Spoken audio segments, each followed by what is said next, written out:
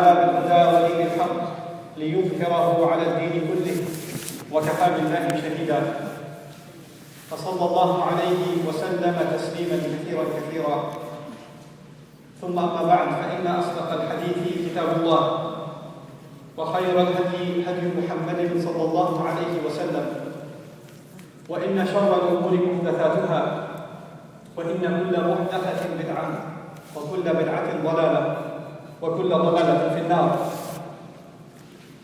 يقول سبحانه وتعالى في كتابه الكريم بعد أن أقول أعوذ بالله من الشيطان الرجيم: شهر رمضان الذي أنزل فيه القرآن هدى للناس وبينات من الهدى والفرقان فمن شهد منكم الشهر فليصمه ومن كان مريضا أو على سفر فعدة من أيام أخر يريد الله بكم اليسر ولا يريد بكم العسر ولتكملوا العدة ولتكبروا الله على ما هداكم ولعلكم تشكرون.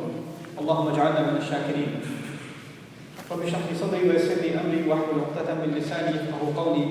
واللهم ثبتنا عند الموت لا إله إلا الله.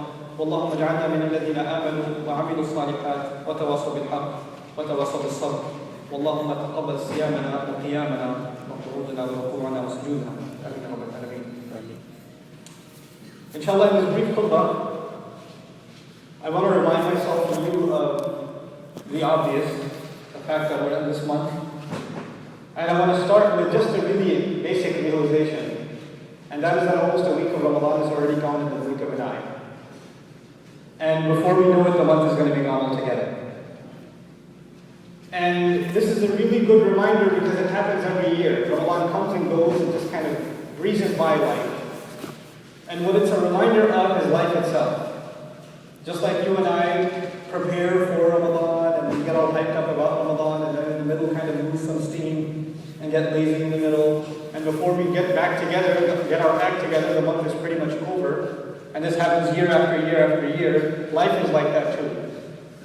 So if we can get our act together in Ramadan and really put ourselves and put ourselves to work and really fix ourselves, it's a pretty good indication, inshallah, of what we can do in life. So don't think of this as just one month. Think of this as an opportunity to change your life. I think of it as an opportunity to change my life. So this khutbah is really about two things. One, I wanted to share some reflections with you from the ayah of Ramadan, the only ayah of Ramadan in the Quran. You've heard the ayah many times before, but just points of some things we should think about in the ayah that Allah says. And the other, I want to conclude with some practical advice on how to make the most of this month and how we should be thinking about the rest of this month to really get the most out of it for our own benefit. And may Allah accept our efforts. So first and foremost, Allah introduces us to this month. He says, Shahr Ramadan. When you and I think of the word Ramadan, the first thing that pops in our head is fasting. And after that, the second thing that pops in our head is iftar. Right? This is the two things in our head. Fasting and iftar. And then the next thought is, yes, exhausting evenings, early mornings at the office. You know, the fact that Ramadan's here this summer, all these thoughts process in our minds. The thing that is not in our minds is what actually Allah wants us to think about first, before we think about anything else. فَلَمْ يَقُلْ سُبْحَانَهُ وَتَعَالَى شَهْرُ رَمَضَانَ الَّذِي تَصُومُونَ فِيهِ. He didn't say that. The month of Ramadan is the one you fast in. He didn't say that. You know what he says, how he introduces us to this month? He says, شَهْرُ رَمَضَانَ الَّذِي أُنزِلَ فِيهِ الْقُرْآنِ. The month of Ramadan is the one in which Quran came down, in which the Quran was revealed. The first thing Allah wants us to think about when we think of Ramadan is the fact that this month is special for one reason and one reason only. That Allah chose this month to send His final message. The message that is going to change the world. That will change the course of history. That message came in this month. So if this month is the month in which the change for all of humanity was revealed, this book is that month. It's the Shahr al-Quran, the month of the Quran. This is the month of that book. Then why is it that you and I don't have a relationship with that book? If this book changed the course of history, why can't it change the rest of my life? It's supposed to be my month to connect with Allah's book. That's the first thing we should think about in Ramadan. That's our first priority. It's a kind of appetite. You know, when you guys develop an appetite for food, you crave it, like I haven't been to that restaurant for a while, we gotta go. Or some of you develop an appetite for entertainment, and you're watching a show and you're like, when's the next episode coming up? You've got an appetite for it. We have all these worldly appetites. Allah makes us get away from all of our worldly appetites so we can learn in 1 month to develop a new appetite, a new hunger. And that new hunger is the hunger for Allah's book. And the Quran. And he didn't stop there. He goes on to say, Hudan lin-nas. This is not the point of my khutbah, but I do want to mention it. Before the month of Ramadan was revealed, the Prophet was supposed to fast anyway. It was mandatory on him to fast a few days of every month, even before Allah told him to fast, or all of us to fast in the month of Ramadan. And he used to fast on the same days as the Jews. So the days on which the Prophet fasted before Ramadan came were the same days as which the Jews of Medina fasted. Because our Sharia, the laws of Islam, are a continuation of what was given to Musa alayhi salam. So until Allah tells him to do something different, he continues to implement what was already given to Musa alayhi salam. But this time Allah makes the Ummah, the Muslims, different from the Jews, little by little. One thing he does in Surah Al-Baqarah, he makes us pray in a different direction. So instead of praying in the same direction as we did with the Jews, towards Aqsa, he made us pray towards Al-Masjid al-Haram. That happened in Surah Al-Baqarah also. Then the number of our prayers became different. Then also at the same time Allah says, no, not those same days that you used to fast with the Jews. You will fast in this month, the whole month. And why will you fast in this month? Because your revelation is different. What's that revelation? The Quran. And you know about Jews, it should be mentioned that they believe that their guidance is only for them. They're special people. So Allah, when He told us about Quran, He added Hudan lin-nas immediately. شهر رمضان الذي أنزل فيه القرآن هدى للناس. This is guidance for all people. It's not restricted to one group of people. This is guidance for the Americans and for the Bangladeshis and for the Arabs and for the Somalis, everybody. It's a guidance for all people. It's not restricted to one nation. هدى للناس. وبينات من الهدى. And absolutely clear, obvious, outward things that are clear from guidance, Quran, and something that makes a distinction between right and wrong. You know why Allah says that? One of the benefits of that, the Jews used to hide parts of their book. They didn't make it clear. And Allah says this book is absolutely clear. And you know one of the things that makes it clear is that it's recited out loud. You know, a book you can hide in a shelf, but when you're reciting it becomes public whether you hide it or not. So this book originally, it came in a form that was meant to be public. You couldn't hide it even if you wanted. So long as you're reciting Quran, it's out in the public. By its name, something that is read out loud. And then he says, Quran, and this book is also something that makes a distinction between right and wrong. And that's something else that the Jews had done. They crossed the lines between right and wrong. They changed the book when they wanted to. And Allah mentions that in Surah Al-Baqarah. And He says, this book came so it becomes clear what's right and what's wrong. And the lines are very, very distinct. That's what this book came from. So this is the ayah about Ramadan, but it seems in the first half, this is not about Ramadan. In the first half, it seems this ayah is about the Quran. The whole thing is about the Quran. And so now that this introduction is over, it's like this is an awesome month because you were given the Quran in this month. فَمَنْ شَهِدَ مِنْكُمُ الشَّهْرَ. Then whoever witnesses the month among you, فَلْيَصُمْهُ. Then he should fast. This fast means because this month is so great, because of the Quran, in honor of the Quran, you should fast. That's why we're fasting. It's not a weight loss program. Most of you end up gaining weight in Ramadan anyway. Right? It's not a weight loss program. It's a commemoration, it's a celebration of how awesome the Quran is. A greatness of the Quran. And the Quran makes us think about things you cannot see.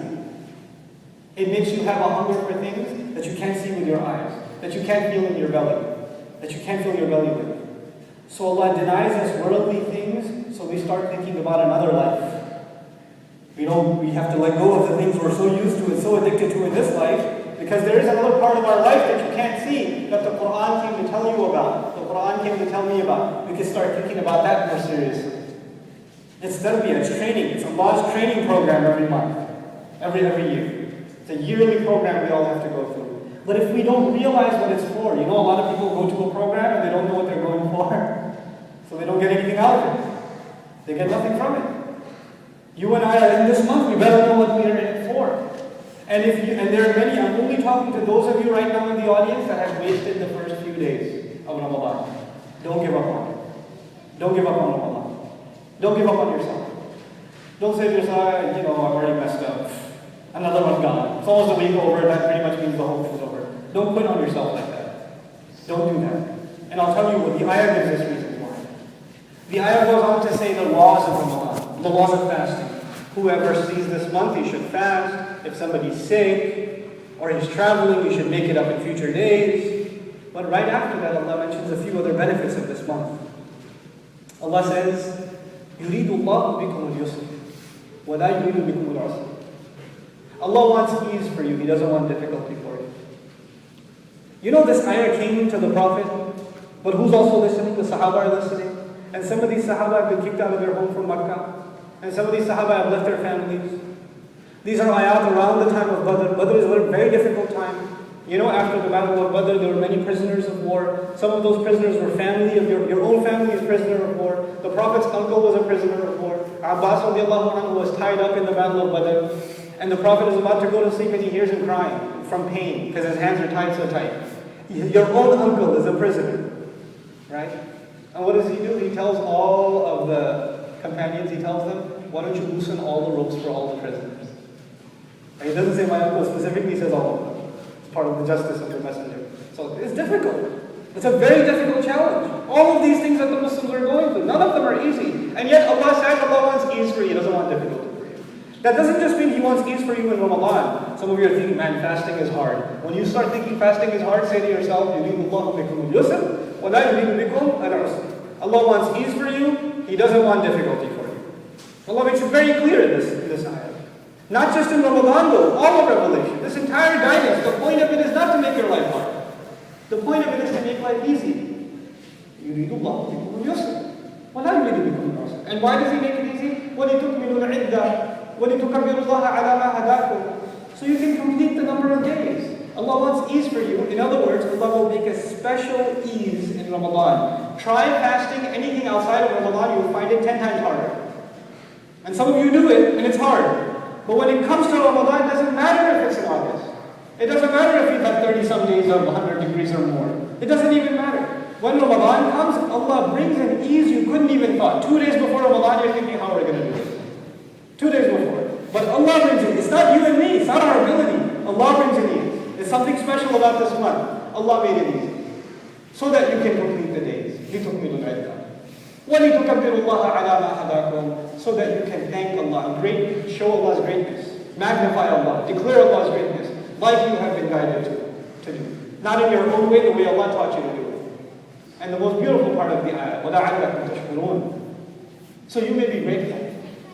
A brief comparison is important. The previous ayah, the ayah before this one, is not about Ramadan, it's about fasting. This ayah that I just shared with you is about Ramadan. So there are two ayahs, one about fasting and the other about Ramadan. The ayah about fasting, Allah says, you know why I gave you fasting? لَعَلَّكُمْ تَتَّقُونَ. So you can have taqwa, so you can become cautious of Allah, aware of Allah. The purpose of fasting is to become more aware of Allah. But the purpose of Ramadan is something else. He says, وَلَعَلَّكُمْ تَشْكُرُونَ. So you can be grateful. That's a very interesting thing. Allah gave us Ramadan so we can be grateful. In other words, and we're only grateful for a gift, right? That's when you say thank you, when you're given a gift. What Allah is teaching us here, number one, Ramadan is a gift. Ramadan itself is a gift. Not a difficulty for you, it's a gift. Don't complain about a gift. Be grateful for a gift. And number two, what makes it so great? Quran came in it. So what's the great gift? The Quran itself.